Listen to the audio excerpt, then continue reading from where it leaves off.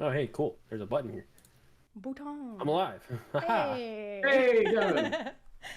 All Hello. right. My dogs are going to be running around in the And a background. dog. Please try to ignore them. Ha ha ha ha. So, we're just going to dive right into it. Some general questions are posted in the forums category on our Discord the past day or so. The first one was posted by, and apologies if I pronounce your usernames wrong. I'll try really hard, but Dementhal is asking, do you plan on progressively adding horizontal content or keep the EA as a small vertical slice, only adding new features?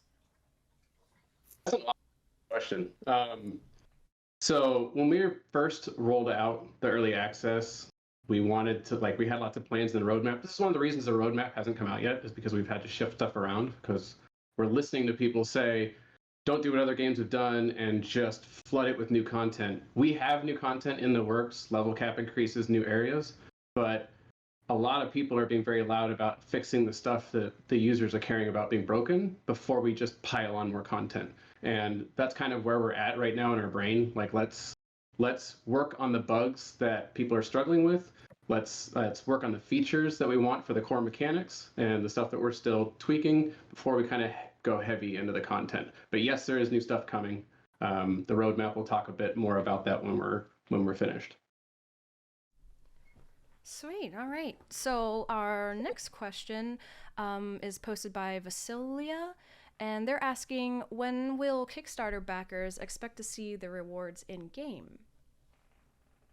Another good question. So we are very cognizant of people that back the game and have lots of different rewards that they had. We started with the very beginning. Some people saying like nothing is being done for Kickstarter people. We have to start small, and we are a small studio. We're a tiny team. We're trying to get all this stuff done by launch, so it's not necessarily tied to the early access, but we at least wanted to get people, everybody that had a free key to be able to get into the game should have their free copy of the game. That free download counts as early access as well. So we want to at least get people into the Discord and get people that paid for a free copy that get their free copy. So we are ticking down the list. It is something that is important to us, and we'll get there through the process of getting to launch. All right. And our next question is posted by Music Man, and they are asking, are there any plans to allow early access for PSVR 2 players? Yes. As soon as we can, yes. Yeah. We've got our dev 100% kits. We're yes. working on it. Yeah, we are actively working on our PSVR right now as we speak. Awesome. All right. And then our next one posted by Sologio. I'm trying. I'm sorry about your username. They're asking, would Team 21 consider putting a developer bounty board with bugs that developers can help fix for a small reward? I'm not sure how something like that would work. It's an interesting idea. I could hear more about it if somebody wants to write something up. I think the elaborated version on it in the actual post had said something along the lines of, when a bug gets found, we post a bounty up for it, and then any developer can go work on it and fix the bug, and then once it's approved and fixed and everything, it gets merged in and put into the game. But I think there's a handful of problems with that. Firstly, that would require us making our code base more available to the public, and that makes it doesn't quite work for an MMO. Because if we make our code base available to everybody, suddenly I can just go into the game and get myself gold. I can already do that. I'm a developer, but we don't want everybody else to be able to do that. And yeah, exactly. I mean, there's a lot of people say like, it can't be that much code. There's not that much stuff going in there, but there's over 500,000 lines of code in here that would beg to differ, and a ton of that was proprietary. Yeah, and part of protecting our game is that a lot of things are server side, and yes. People can hack our client, sure, but they can't hack the server anywhere near as easily. So we don't want to make that available. The other problem that can create is, yes, there would be an approval process, but our team is so small that we wouldn't really have anybody available to just go test those kinds of things and approve them and then put them into the game properly. On top of finding ways to make the code accessible to people that can actually come fix it.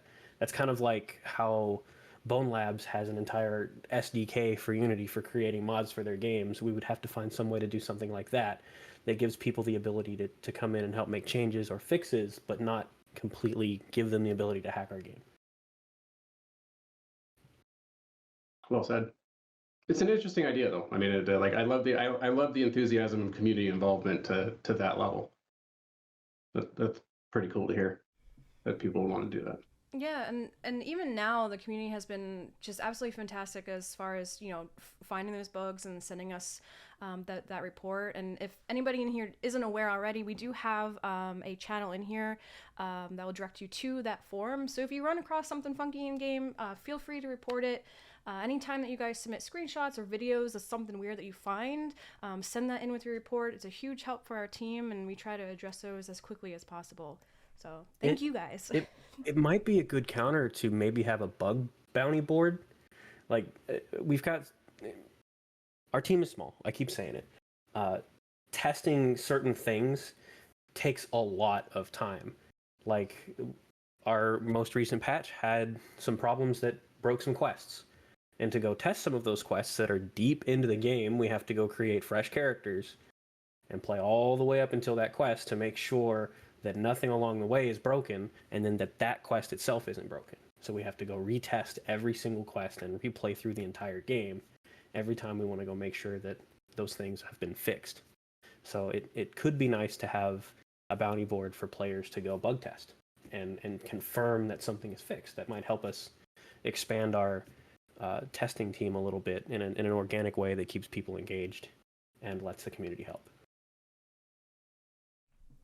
Awesome. That's kind of why we have that open bug board too. Like the whole concept of having our, go report a bug here, like that gets looked at every single day, and we don't care that there's duplicates. But the nice thing about that community involvement too is we kind of get like our favorite bugs and stuff that we just never found. When stuff as good as the frying pan from betas, but we'd like lots of good bugs that come in there and encourage people to keep using it for feedback.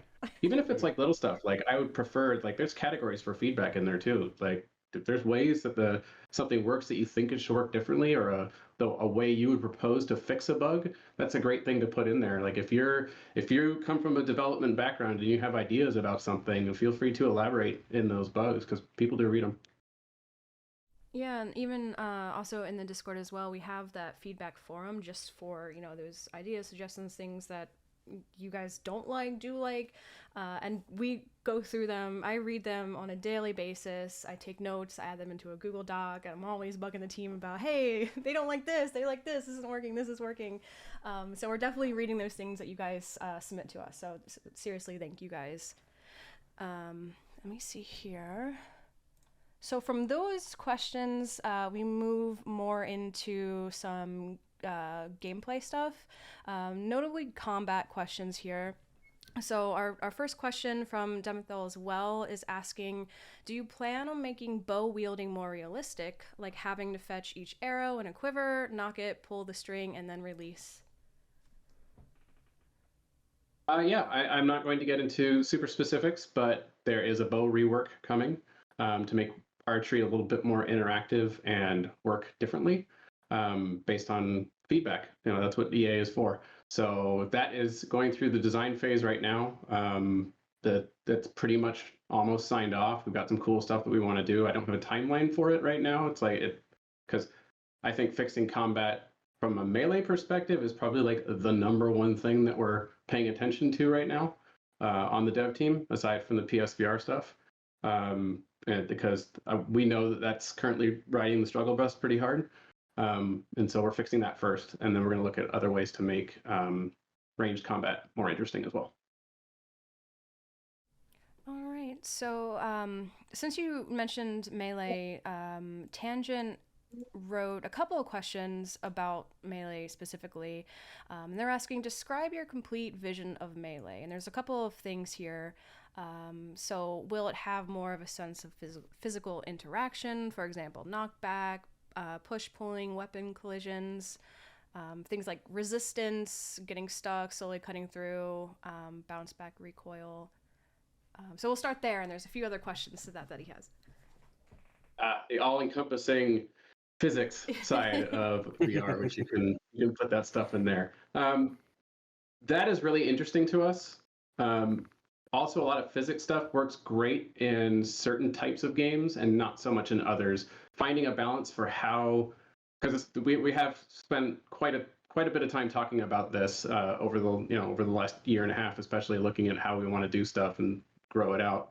But there are some cases where deep physics-based interaction, and I'm thinking in my mind like blade and sorcery, that level of physical combat, may not lend itself particularly well to the environment of playing an MMO. So we're playing with ideas of how to do that, so you don't just like grab a monster and immobilize it by grabbing onto its neck while a bunch of other people in your party come and cheese everything out. I mean, there's stuff when it's you versus the world. A lot of that stuff works really well when you're with your friends and you're trying to do something and playing in a large open world. Not so much. Never mind the network and just the code side of trying to deal with that many players, trying to send that many physics calls that many times to a cell phone that's strapped to your face on mobile. These are all design considerations that have to be taken into account. Long story short, we are deeply interested in making the combat system feel better, and we think that physics, especially like if you look at the evolution of combat since like the early days of 2015, 2016 in VR and to what's being demoed now, it's really maturing a lot. And there's those maturations are becoming more optimized. They're being coded differently, and that's all stuff that we're looking at to try and see how that fits into our box. Okay, and I don't know if it's something that you can talk about at this time, but in their question as well, they'd mentioned things like two-handed weapons, heavy two-handed weapons like claymores, katanas, and things like that. Is that something that we can expect to see? There's something you're gonna see. Can you repeat that? Because your mic cut out a little bit. Yeah, your mic totally died. Oh no. Oh wow, am I okay now? Yeah, You're good now. So, yeah. Okay, no, two-handed weapons are definitely something people are going to see. That is definitely planned out, thought about, and happening. Yeah. Awesome. And in regards to weight, that goes right back to the physics stuff. It could be an interesting way to explore letting players have physicality to their local weapons and weight so that they feel nicer to wield themselves without completely going crazy on the network side of having all of the enemies be completely physics interactable like something in Blade and Sorcery or Boneworks, Bone Lab. We're deeply invested in it. We know how to do a lot of these things, a lot of these techniques that have been done in a lot of these single player games. We've got the expertise. The hard part is the network side. So we're testing and working on these things all the time, revisiting and trying to see how we can rework them and make them fit in a game of our scale. In knowing that half our market is mobile anyway, that's like a big piece of it. We only have so much bandwidth to deal with. Now, nice thing about that is mobile hardware is getting better and better and better. For those people on the Quest 3, I already know, that's it's a pretty amazing device. The hardware is fantastic, even for our game specifically. Like, if we turn off some of the optimizations that we did for Quest 2, the game wants to run at 90 hertz with our current Quest 2 version just running on the Quest 3. That gives us a lot of extra headroom to do nice things on the headset. Exactly. Awesome. And Envy also posted a similar question regarding melee combat. They asked, does Team 21 have plans to revisit the current functionality of melee combat? As of right now, it still feels a little bit clunky, which I know you guys mentioned, but maybe that you can talk a little bit more about that. I think that it's disingenuous to say that it feels a little bit clunky. I think it feels a lot of bit clunky, personally. And most of us feel that way. So yes, that I'll say it again, just that is with the number one thing we're working on right now. We had a meeting about it earlier today. So it's the highest priority change we have to. Not to call a bad system, a broken, buggy system, anything other than that, but there's also the fact that we haven't done a very good job explaining to people how to use it. I'm still seeing live streamers and YouTubers who are actively playing melee builds, fighting Balramos, just wiggling their hand. And we haven't explained to anybody that we have a combo system and that the arc of your swing and the speed of your swing and the length of your swing all matter to make sure that you're actually doing damage. Because if you just sit there and wiggle it, you can get it to trigger something, but nowhere near as confidently and smoothly as if you're just 1, 2, 3, and doing it with a little bit of tempo and waiting for that sword to go off cooldown. Yeah, which a lot of people don't like the cooldown too. So we're looking at And I different honestly ways think- for how it's going to work. I honestly think that melee, if you understand it, and I'm biased because I know how it works because I'm in the code. If you understand it, I think it might be one of the strongest things in the game still. It is, and way to kill enemies quickly because everybody else still has their cooldowns and their extra steps. Even though melee does have a cooldown, it doesn't require aim. It doesn't require knowing the spells and things. It does. You do need to know the combos so you can cast skills properly. And I think that goes back to doing a better job explaining people like how to do the combos. And that's not to be said, like above all of this is just a better rework of the hit detection system itself and the melee combat system itself. And that's what we're working on right now. And then that along with better explanations about the combos so they actually fire off when people mean to and don't get frustrated and say that this isn't working. Which we're listening. We gotta do better on that. So we're fixing it. And so we talked a little bit about bows and melee combat. So our next question was submitted by Lexi, and they are asking, are there still plans for hand gesture casting? I haven't heard anything about hand gesture casting since alpha. Was wondering if you still see a place for it in the game. We do. We talk about that too, making the magic system be a hybrid mix of how to do maybe some smaller spells that don't cost as much mana or they're in an emergency case. We're talking about ideas about bringing back the hold hand gestures. We actually did that first. We were the first people to do that in pre-alpha, to have that type of a casting system in this gameplay style. Then we took it away, and we have regrets about that. So it's something that we talk about a lot, and there is room for it to come back. It's still part of our design conversations, and has not been forgotten about. We just have to find the right spot for it. All right. So from there, moving on to some more general game questions about gameplay and the environment and things like that. Jokero is asking, will there be points to invest at level up? Classic points such as like stamina, health, dexterity, mana, armor. See what else they wrote here. Yeah. Yeah. Like the character advancement a la, pen and paper RPGs. Those systems are displayed like in the character sheet in your wardrobe and stuff. Those are things that we think are an important piece of character customization that should come back now that we've opened up back to the classless system. They were kind of locked down during the non-FreeForge version, but we do think that those should come back and be things that you can do to invest in some of those points. I think it's an important part of character advancement.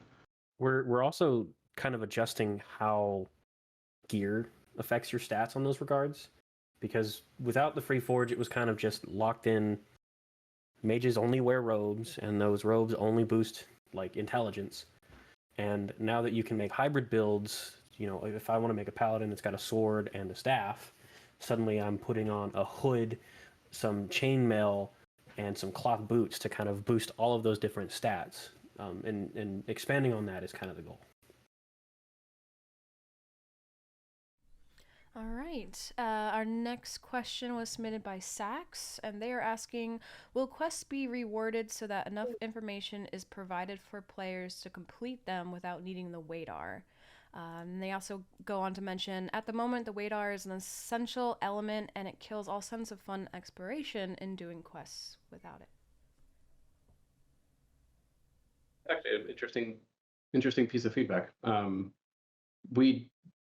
There is a subset of dialogue that has been written for every quest. It's like a summary of what you're supposed to be doing that goes in the quest log itself. We're working on making sure that it displays correctly and in the right spot, so the players that would rather go read their quest log to go, well, what was I doing again, and go look at it, have the information available, that kind of a summary of what I'm looking for, where I should be looking for it, and who's asked me to look for it. That is already written down. It's already that dialogue exists. We're just refining it and trying to push that back out to be in a more discoverable space. So it's a very good call out, Sax, that it needs to be there. I think there's also a little bit of room to expand. Why is everything shaking? Are you okay? My dog is under my desk. Earthquake. I don't have an earthquake. My dog is under my desk. My German Shepherd is scratching himself, but also bumping the table. Sorry about that. I think this also leaves a little bit of room for adding some side quests kind of dynamically that you can discover in the world. I know we've got a lot of like kind of off the beaten path little like logging camps or bear caves or wolf dens that kind of aren't being used just yet in that regard, and that's where we want to reward the exploration, because we know there's a lot of people who care about dynamically finding those things, whereas the main quest, it's kind of like, okay, this is the main progression and you have to be able to quickly and easily go find those things. All right. We are rewriting quests as well in the general dialogue right now. One of the things we had in a narrative team meeting earlier this week was rewording quests overall to kind of flow better into each other, to tell the story that we're trying to tie together, actually be more cohesive and followable, and just give more details in dialogue about the quest itself.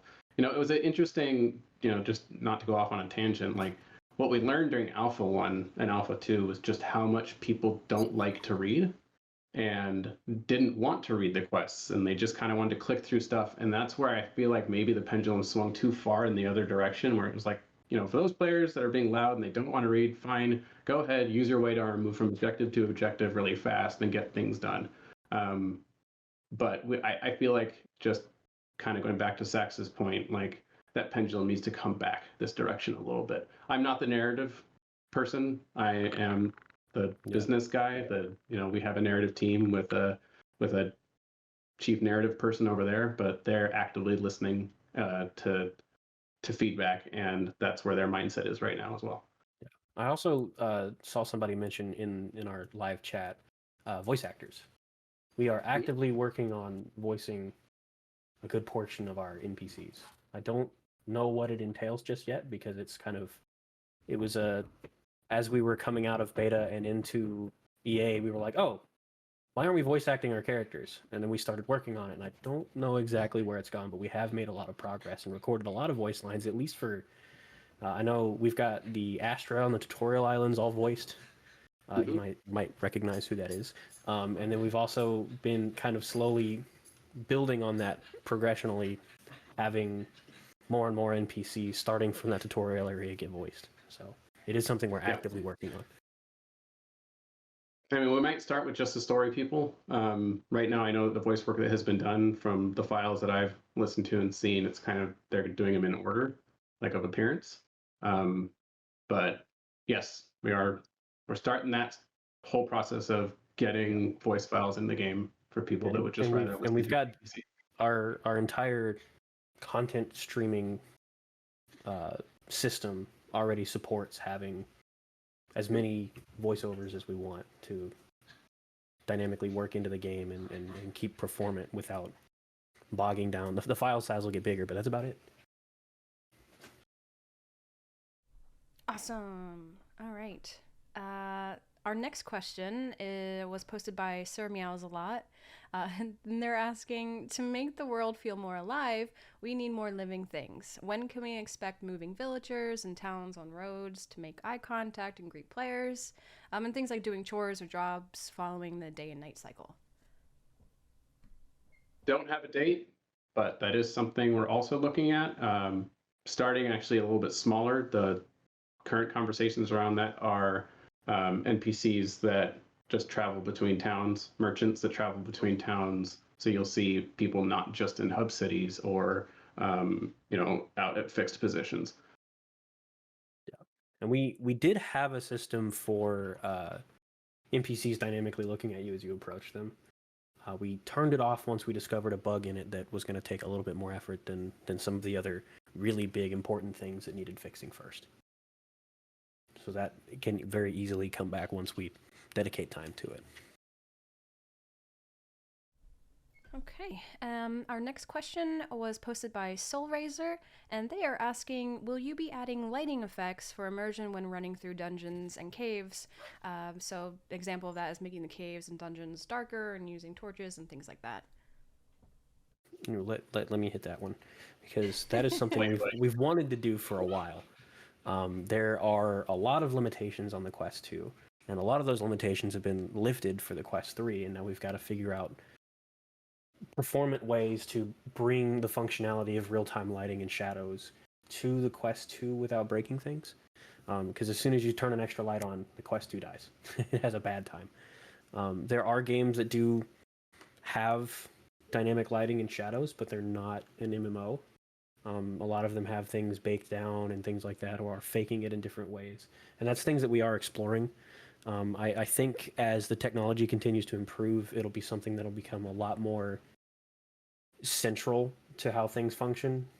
As far as dungeon goes, it's a little bit more difficult to get the real actual dynamic lighting in there that's brightening things up and casting really cool shadows.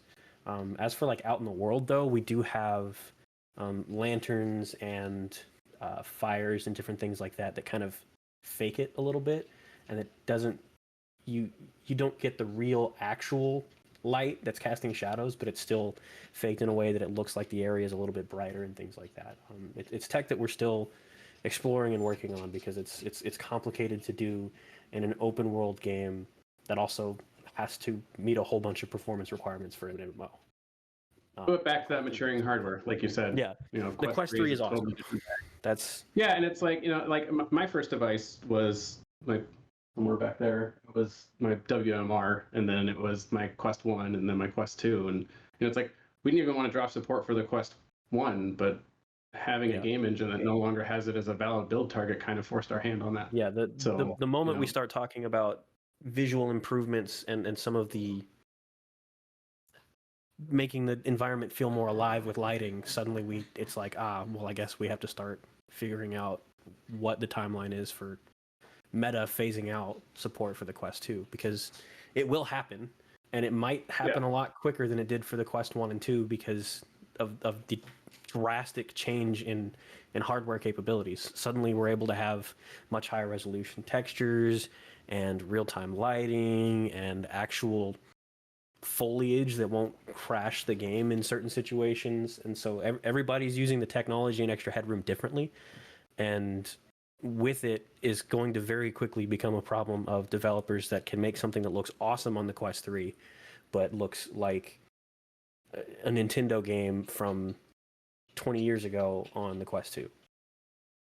So it'll be interesting, and I think they might phase it out a little faster this time around, just because of the vast difference in the hardware.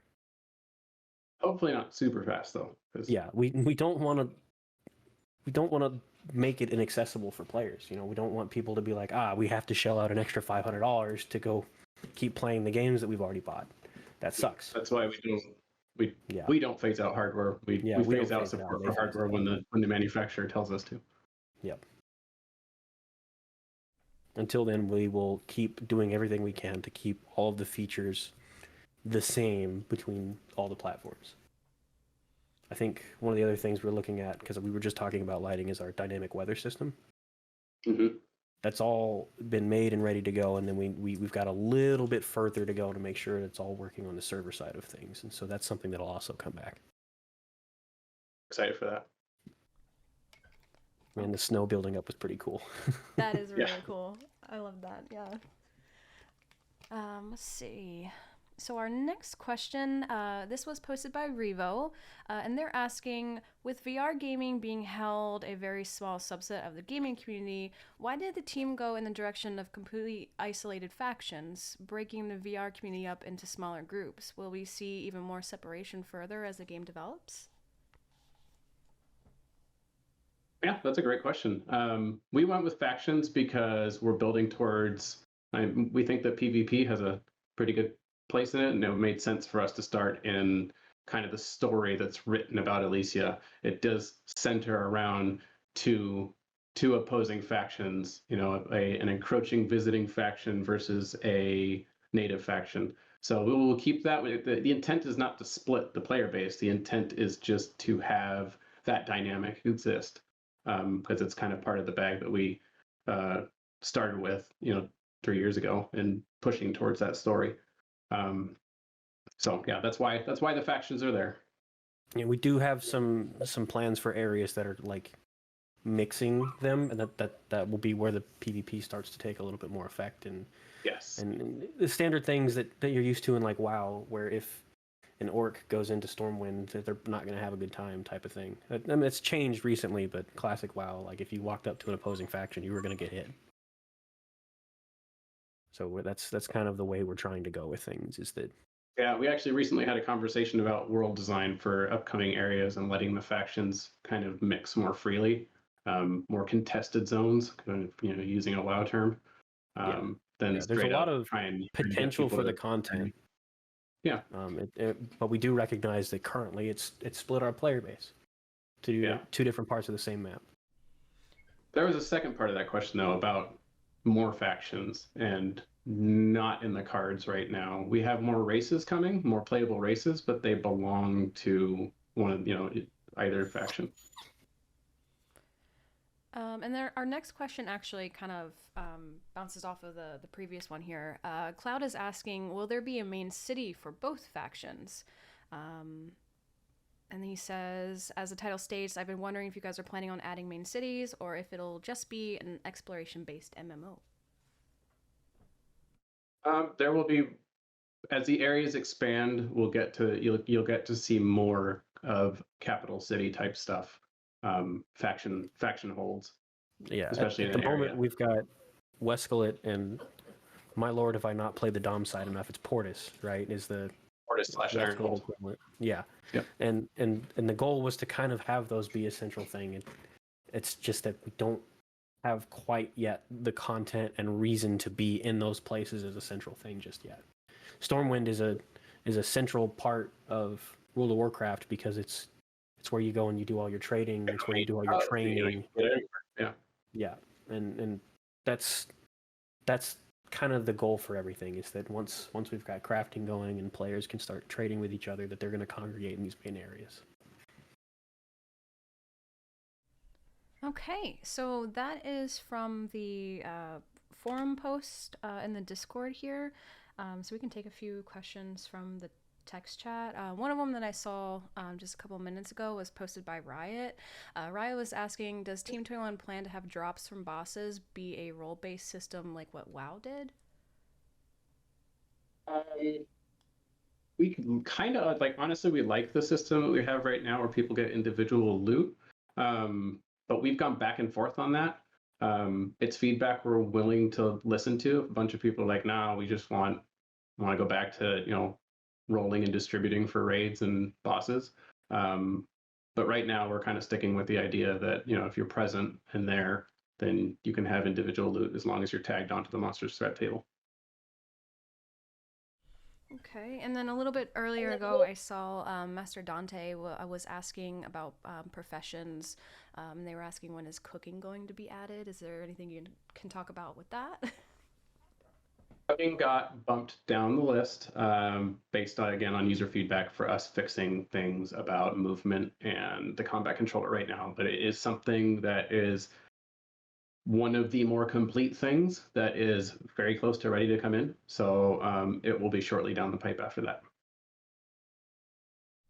Okay. And I'm scrolling through these questions here. Give me just a second. There was a good one. I saw it and it scrolled too far up. Hang on. I'm looking. Where did it go? Okay. This one was actually posted from Mike's, sorry. They're asking, how do you plan to avoid the game feeling like a monotonous climb up a never-ending staircase? Presently, players seem to progress from the Yeti Cave to Balramos, which is fine, because there are only 2 dungeons, however reminiscent of Xena's issue, where the entire game was essentially akin to navigating a series of compulsory dungeons. How will you ensure the game's progression feels like a linear ascent and more like a customized experience tailored to the player? That was a lot. I feel like that's a question about world design, and that is something that Xander thinks a lot about, how to get players moving from location to location, like exactly like they were saying, not just being a series of dungeon runs ever dungeon runs. A lot of that has to do with narrative and world design working in lockstep together to try and move the story pieces together through these, different areas. Yeah. Xander and I have a lot of conversations about how we can explore expanding kind of the core gameplay loop in different ways. We've talked about the kind of players that like to come in and do dungeons and raids, and that's their whole thing, and how can we cater to those. But we've also had some conversations about different ways that we can cater to the kind of folks who like the stumbling upon a new area that's got some new quests type of thing. I know we've got some folks on the team that play a lot of ESO. One of our developers used to work on their team. Or not developers. One of our artists used to work on our team. One of our world designers. And I think ESO has kind of fallen into a really cool way of handling that sort of dynamic, not quite linear way of running into quests. They've got all their different DLCs now that have entire new regions and areas that you can stumble through. I remember a quest that I rolled into a random city after wandering through the woods, and they had me do a spirit journey thing by doing skooma in the woods and fighting spirit animals, and then I come back and do a whole bunch of extra quests that basically made me Batman for that city, and I got a whole suit of armor that was tied to that whole quest line, and it was just this random thing that I stumbled upon. Players who play that game a lot more diligently probably know a lot more about it because I haven't played it in a while, but that's the kind of experience that we want players to have when that's the kind of content they like. We want them to dynamically come into areas and find new fun quest lines that take you on a small tangent somewhere else. And we've got some areas in our current version of the world that very quickly allow us to create things like that. It's things that we've got to continue to flesh out. But we have these kinds of design talks all day, every day. It's something we're passionate about, and we're excited to hear that the community's passionate about it too. All right. Another question came in from Cosmic, and they are asking, when making major changes or additions to the game, is there a possibility that Team 21 will open up a polling system to ask the community how they feel about certain aspects? Take old school RuneScape, for example. And then they go on to say, ultimately, it's up to the devs, but it would be good for y'all to know how the community feels about things before you implement changes. Totally. We recognize that some of the opinions in the community are kind of sometimes from the loud minority, and it is difficult to kind of filter that thing out. Like some folks will be like, I don't like this specific thing about the game. Game's bad. I hate it. And they make that their thing to keep saying over and over. And then we go, look at all these players saying this thing, because we just come back every now and then and see somebody complaining about it. But turns out it's the same person. So right. But the sentiment of that poll has been something we've been talking about internally to get past that.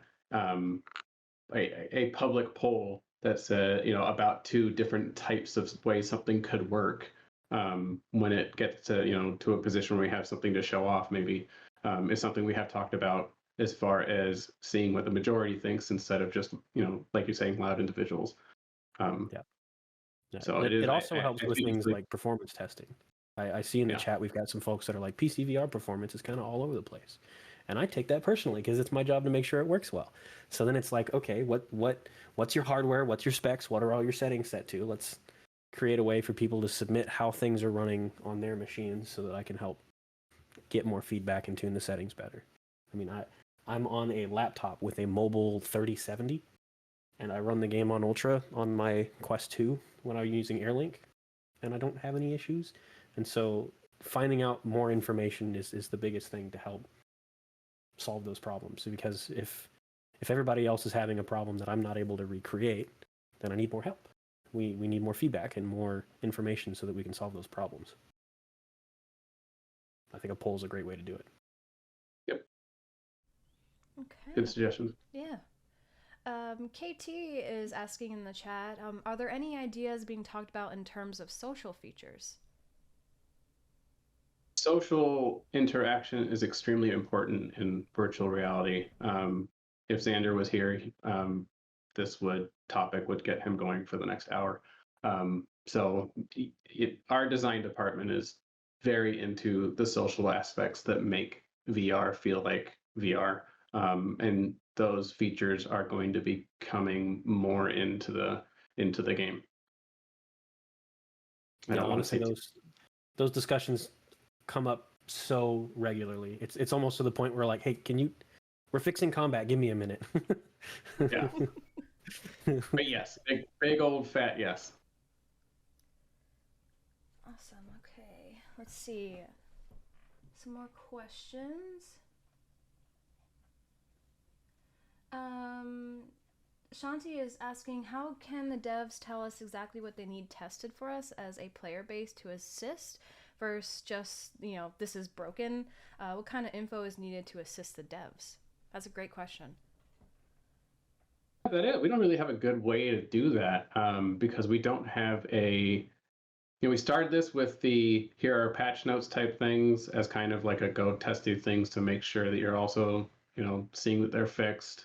But there should be some way for us to say, to have a place to say, hey, here's a top issue we're having trouble nailing down a good repro for. And those have happened. I come from my previous life as a software engineer.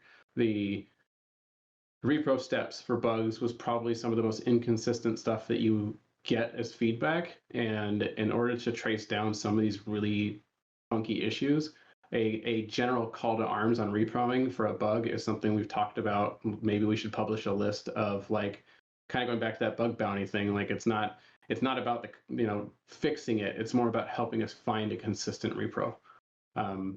So we would like to actually try and find a public forum for a way to do that. We don't know if we want to do it like on the website or do it here in Discord yet, of like our top offending bugs we're having trouble reproducing in the team. Yeah, and I know alongside that, there's a lot of potential for people to accidentally just report the same bug that's already been reported in our current reporting people system. Happen. Yeah. Yeah. So finding ways to better flesh that stuff out. The other thing is it's a fun thing to try and figure out how to balance how heavy we want to rely on the community to test these sort of things, because there's kind of the mixed feedback of EA is a buggy mess, but we want a really good, solid game, and we're not going to go buy it if it's not finished, type of thing from new players that aren't part of our community. So there's a balance to be had of, I just bought this game, why am I playtesting it? Sort of questions that come a lot, even though that's the point of EA. So there's a fun balance of how do we handle that without discouraging new players. Right. Okay. Scrolling through these here. Pyrio was asking, can opposite faction quests and dungeons can play together currently, or is that planned? And I think that kind of goes back to the factions as well, because I know a lot of players are mentioning, hey, I'm on this faction and my friend is on this faction. Is there any plans to somehow like merge them together? What we've talked about internally is that you are correct that quests are currently faction locked, but there should be ways for opposite factions to do dungeon content of the other faction for still a purpose other than just running it through and getting a random gear drop.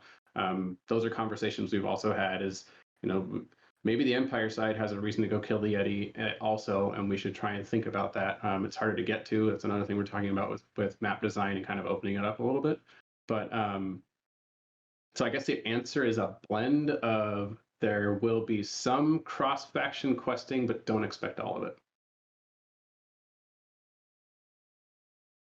Oh, can I call attention to The Walking Dead VR in his saying that he doesn't mind doing the place testing aspect, but let me group. Dungeons are currently having issues with players in parties getting in and crashing. We know that, and we are actively working on that. That is a very top priority. That is definitely not something that should be broken. So we're checking on that. We're working on that. We've got all hands on deck with something like that. Okay, and I saw a post a little bit higher up from the Pigeon Lord, and they were asking, will player avatars ever get a rework? I don't know if you guys can talk more on that at all. That's nice. That feeling. Someday, yes, we have what we have for right now. Internally, we kind of have the same conversations and discussions though about not feeling like you're in the right proper proportions for the avatar, and that's something we're cognizant of. Yeah, we'd love to find ways to make what we currently have work better and feel better. The whole way that our game works is very tied into the avatar system and your player body.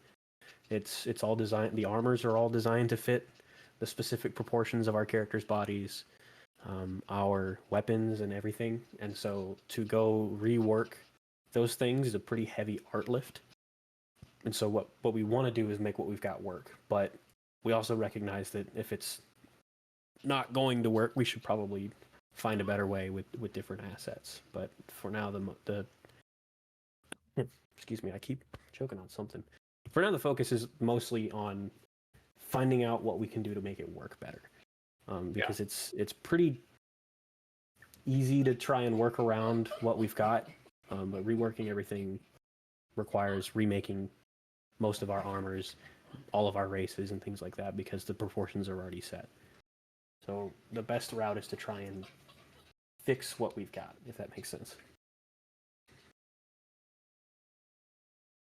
Okay, and through this, I've also seen a couple of players mentioning just some of the bugs that we are aware of currently. If you guys, I don't know if you guys would like to talk more about the upcoming hotfix at all here. This next hotfix, we're working on some of the bugs that were introduced with this last round, and that's been a big topic this whole week. The quest bugs and mostly the quest bugs. But as far as the upcoming content patches, again, we're working mostly on, and it's gonna be a while. It's not like this is gonna be done by the next patch Tuesday, just to throw it out there. But we have a lot of resources, full time paying attention to the character controller and the combat system. So that's kind of what's on the horizon. That's going to be the next big thing that y'all see. But as far as the stuff that broke recently, yes, there's a hotfix coming. It is also being worked on today. It was being worked on all week, actually. So since Tuesday. And there were a handful of bugs that might not quite seem all related, but we've nailed down that most of it is tied to the way that the quests were broken. Yeah, players having issues with mobs not respawning or not dropping things or not behaving the way they should are also tied into the way that they function with quests being slightly broken. And I think that goes back to just the testing in general, because they are tied to quests. It's taking a little bit longer because some of these are far into the quest lines, and then involve those having making characters and playing through. Like, we have tools, obviously, that let us skip party chunks of content and set ourselves up to do certain things faster. But there's a lot of related stuff that needs to be checked on this to make sure and that make sure this works. We don't get to skip content. Broken. All right, and I saw a little higher up. I don't remember who specifically asked it. Oh, there it is. I'm not gonna try and pronounce that. Do it. If I have to do it, you have to do it. Alnian. There's a bunch of E's and A's right next to each other. But they say, I feel like a lot of what's going on with the class stuff is the shape and rigging, and assuming dwarfs are not going to be a thing. Our dwarves are kind of like dwarves in Skyrim. They're called dwarves, but our rock people are our Dwemer race. We've been calling them dwarves internally and to the community, but I don't think we ever made it clear that our rock people are what we were calling dwarves. Yeah, the Bowden. The Bowden, yep. And we changed their name because there was a point where we were like, they're not traditional dwarves, so we're gonna stop calling them that.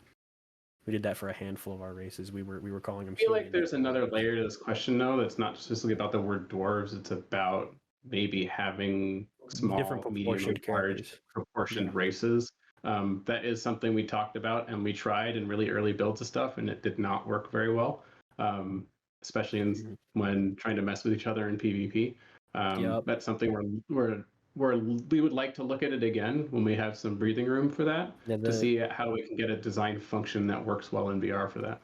The way that people were taking gnomes in early WoW to get an advantage in PvP, or playing the I really wish I played EverQuest more in its heyday, but I think there was a rat race that people were taking that you could play as a really short rat character, and then you play a rogue and backstab really quick and easy because you could jump around and people couldn't click on you fast enough because you were so small. And all those problems are exacerbated in VR. Oh yeah. So people having issues. It's a really interesting because idea. They're so low to the ground. Yeah. Personally, like I'm, a gamer as well. Like I would love it. Yeah, totally. The diversity is awesome, not... and having vastly different characters from each other is just cool. Yeah, absolutely. All right, and a question here by Cosmic as well was asking, when will players be able to utilize hip slots to place weapons, potions, etc.? A new inventory management system that pays attention to what the people who played Alpha 1 and Alpha 2 had, like the hip slots and stuff.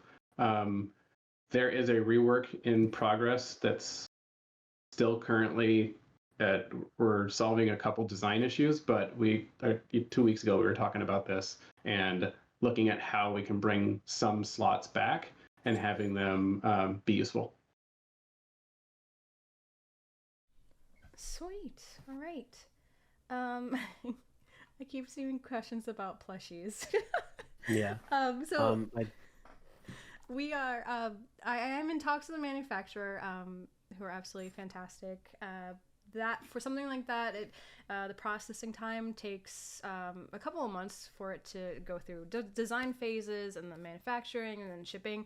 So I wouldn't expect to see something like that for a little bit later in time. But we are in talks in regards to the plushies. So just be on the lookout. Mm-hmm. Higher up, Cosmic asked if there was plans to rework the player UI. Also talking about how the backpack is not parented to the player character. That's actually something that we actively talk about on a regular basis. We had that conversation about flipping it so it is parented. Yep. Specifically when riding airships and stuff like that. We were recently talking about that. Mm-hmm. And that's all the kinds of things that we're exploring in our character controller rework. So it is definitely something we know about and we want to change. That kind of stuff also affects your being able to draw spells while moving, and how that just doesn't work. And it could be said that was a design decision, but I don't think anybody likes that right now as a design decision. Yeah. So it's... And I think it's important to note that the changes that are coming, I've mentioned it a couple times here about fixing the combat thing. There is so much more to just... It's not just like, oh, go fix combat. This is a larger effort to address the root character controller itself, which combat and melee is a piece of. But the changes that are coming are more than just combat. It's about the character controller and the interaction model itself. Yeah, and it's important to note that the character controller will come first, and it won't necessarily immediately fix other problems in other systems. And once that part is nailed down, then we can start chasing down the specific problems. But it's necessary because going back to that question about social interaction and VR interaction, a lot of it has to do with making sure that the controller and the environment controller with the world itself and the interaction can support set in a way that is aligned to kind of the vision that we have. So, yeah. Scallywag talks about open and closing your hands as just a way to express yourself. That was something we've worked on it several times. I've actually made the gestures. Yes, you have. They're ready to be implemented. It's one of those things that's going to come in with the new player controller. That is a perfect example. But it is. So we won't do that until the controller is fixed. Yeah. Yeah. It's like we we want to fix this. We know it's an issue. It's a feature or something that we want to add, and it's like, but the player controller. Let's fix that first because we don't want to redo the work over and over. It's a stack of dominoes. These things have to happen in a certain order so they mesh correctly. And it all starts with the character controller root itself, which touches combat, running, swimming, jumping, gliding, interaction, the ability to do hand poses again. So, yeah, I'm excited for it. All right, so we are coming to the tail end of the Tavern talk. So I don't know if there's anything else you guys want to mention, talk about, the next couple of minutes or so. I just want to say thank you again. That like even for the bad feedback, like it's useful feedback. And again, without the community which has existed on this Discord, we wouldn't be doing anything. We'd be spinning our wheels. So thank you again for your support and your patience, and most of all for helping us do this and give us the feedback that we need to be actionable on iterating and making things better. All right. Yeah, and feel free, anybody who's new here, just always welcome in the community, hang out, chat. I love when people are sharing, screenshots and little videos of their time in game. Hopefully we'll have a in-game event soon, do something fun, and like a play date thing with the community. I think would be really cool to do. And if you guys haven't already, leave us a review. That would be also super helpful. Yeah. We'd love to see it. And then just keep providing feedback. We have both the bug reports, so if you find anything funky, send those in, and then also feedback. Tell us what you like, what you don't like, because again, we're always reading those over, and we appreciate you guys so much. Thank you. Keep verbose in your bugs. If you file a bug or you just want to give a piece of feedback, it will get read. Nothing goes into a round trash can. Every one of these bugs gets looked at. All right. I'm going to go ahead and close down the event, and just be on the lookout. We'll continue to do these. I don't have like a set date or anything.